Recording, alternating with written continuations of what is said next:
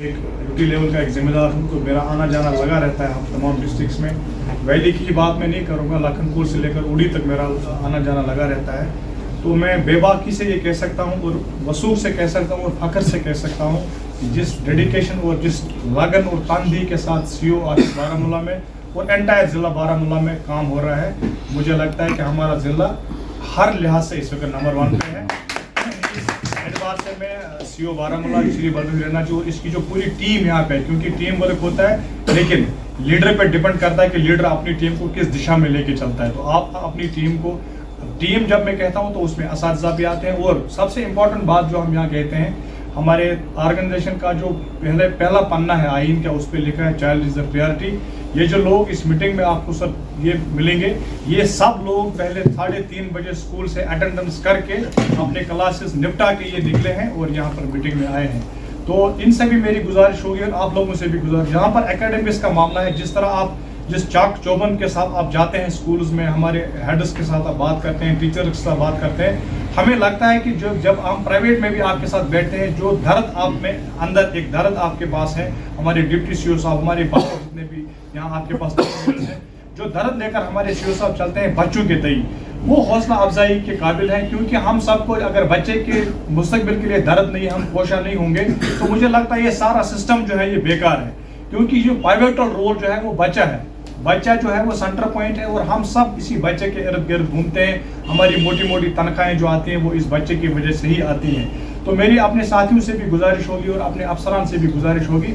जहां हम बाकी चीज़ों पर भी मसाइल के हवाले से बात करते हैं, इश्यूज आएंगे जाएंगे, ये तो सिलसिला चलता रहेगा। बड़े बड़े इश्यूज हमने हल होते हुए देखे, कहीं प्रोटेस्ट करने की ज़रूरत पड़ी, कहीं मेमोरेंडम देने की ज़रूरत पड़ी, कहीं टेबल टॉक करने की ज़रूरत पड़ी। तो कुल मिला के हम कह सकते हैं कि इश्यूज हल होते रहे हैं और इश्यूज दिन ब दिन नए नए चैलेंज हमारे सामने आएंगे, लेकिन हमें उन चैलेंजेस का ओवरकम करके आगे बढ़ना है। और कहीं ना कहीं हमें सिर्फ और सिर्फ जो हमें फिक्स्ड गोल रखना है वो रखना है बच्चे का फ्यूचर, जो ब्राइट फ्यूचर है। तो टाइम बाउंड के हवाले से जिस तरह जूर साहब ने भी बात की, जो रिड्यूस्ड ऑथोरिटीज का मसला था,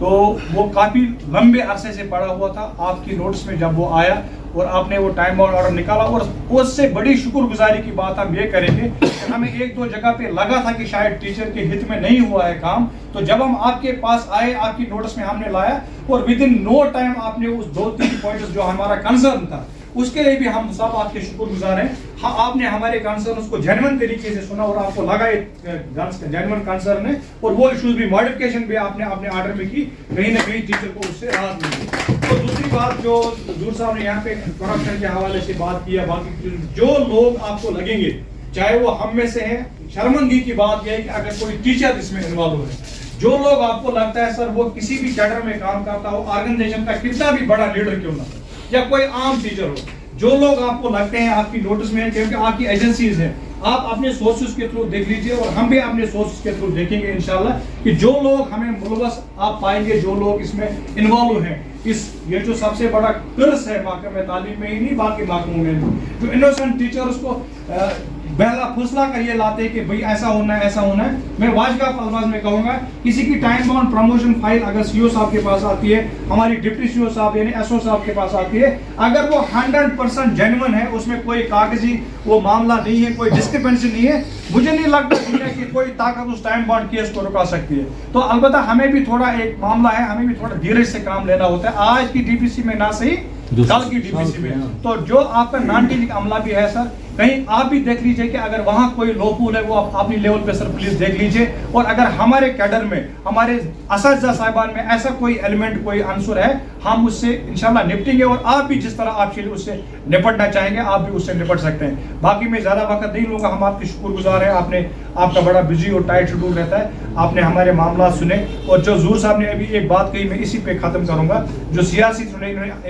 इनकम में उसे ऐड करना चाहूंगा एक पॉइंट। सर बहुत सारे टीचर्स हमारे जोन से उठाए गए हैं, मिडिल स्कूल और प्राइमरी स्कूल से, उनको सब्जेक्ट स्पेशलाइजेशन के लिए भेजा गया था हायर सेकेंडरीज में। हर हायर सेकेंडरी में या तो लेक्चरर आ गया, मैं एक हायर सेकेंडरी का आपको अभी मीटिंग के बाद बोलूंगा, पॉलिटिकल साइंस के लिए एक टीचर लिया गया था, पॉलिटिकल साइंस लेक्चरर आ गया। इंग्लिश के लिए टीचर लिया गया था, इंग्लिश का लेक्चरर आ गया। इकोनॉमिक्स के लिए लेक्चरर लिया गया था, इकोनॉमिक्स वाला सियासी में आ गया। हमारी समझ में ये नहीं आ रहा, अगर लेक्चरर भी आ गया इकोनॉमिक्स और एयर हायर सेकेंडरी की मैं बात बोलूं, कल एक बंदा मुझे बोल रहा था 2 दिन के बाद हमारा एक क्लास आ जाता है। वही हमारा प्राइमरी स्कूल और मिडिल स्कूल टीचर 15-15 क्लासेस दिन में लेते हैं, उनका क्या बुरा हाल हुआ होता है 4 बजे, अल्लाह ही जाने। तो हम आपसे गुजारिश करेंगे कि जहां रैशनलाइजेशन की बात अभी हुजूर साहब ने की, इस मसले को आप सीरियसली साथ लेंगे। अगर जोन के टीचर्स मिडिल स्कूल और